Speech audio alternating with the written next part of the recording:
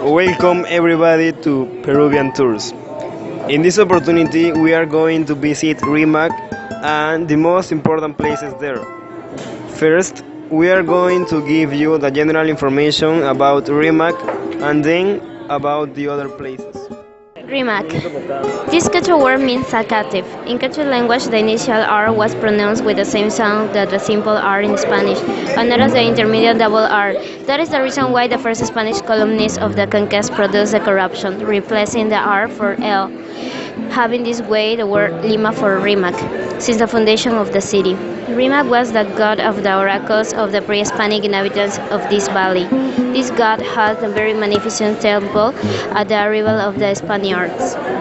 Lima was founded in the valley of Rimac, in the south bank of the river. During the colony, an urban center was developed in North Bank, called Under the Bridge. Today, it has the name Rimac, and is the oldest and traditional district in the city of Lima. It has beautiful colonial constructions. Known as the district under the bridge, this is one of the most traditional areas of the downtown Lima and features streets that are notably civilian in style. Located on the banks of the Rimac River, on the other side from the original city center, Rimac was known in colonial times as the Barrio de Indios San Lázaro, Indios Quarters, and is linked to the city by centuries-old bridge.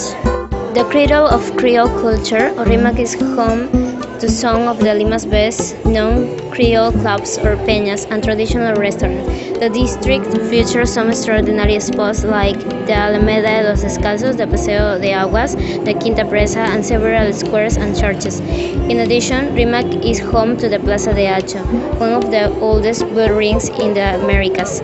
Also, every October, Hacho holds the famous Señor de los Milagros bullfight season, which draws many of the world's top bullfighters to participate.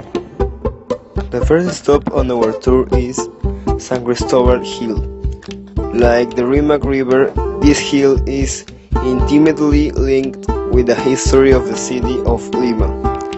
It rises above the city with a large illuminated cross on its summit, as if standing guard, with the arms of the cross stretched out to protect the inhabitants of the city.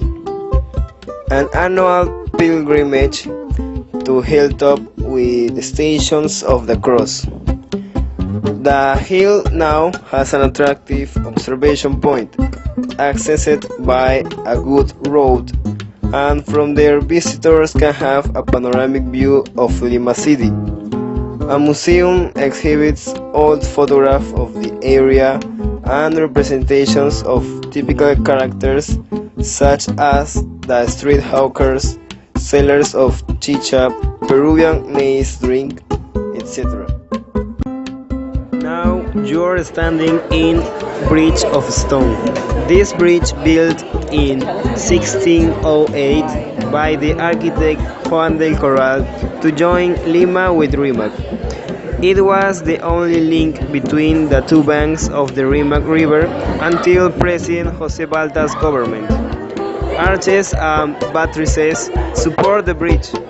Stone masonry, more than mixed with the whites of sea birds' eggs, is believed to have been used in the construction. Now we're standing in the Boulevard of the Barefoot. This jewel of the colonial architecture was built in 1611 by the architect Juan del Corral. In 1856, President Ramon Castilla gave it a new line, fencing it with an iron gate, ornamental jardineries of English iron, and 12 statues of Italian marble that represent the months of the year, street lights, and benches. In this contour are located the churches Patrocinio, San Liberata, and the Convent of the Barefoot. Let's move on to the Museum of the Convent of the Barefoot, which is located in the Boulevard of the Barefoot, a place where you can see exhibitions of valuable paintings and colonial religious articles. The church and convent of the Barefoot date from ends of the 15th century. It is characterized by its large and peaceful rooms where valuable paintings of Lima, Cusco, and Quito schools are preserved. Our next stop is the Walk of Waters, another masterpiece of the colonial architecture built by the Viceroy Amari Juniat. aqueduct systems, fontaines, cascades that show were fed by the waters of the river, leading into an ornamental fountain. In the course of the time, it has suffered transformations that have varied its original aspect. Now you are standing in front of Plaza de Acho, a terrain building built in 1766 by order of the Viceroy Amat Yanyi, with the Polito Landaburu's support. It is the third oldest plaza of the world and considered the most beautiful and famous. There have been the best bullfighters of the entire world. Every year, here takes place the traditional bullfight fair of Señor de los Milagros, in which are carried out bullfights with the best bullfighters in the world of the present time, having as main trophy the scapular of gold. Annexed to the Plaza de Acho is located the Touring Museum.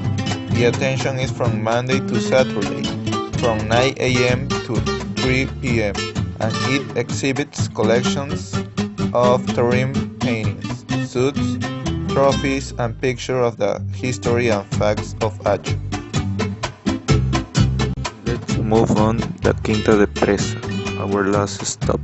Country colonial large house of Rococo style, built in 1760, attributing its design to the Viceroy Amat Yanyi.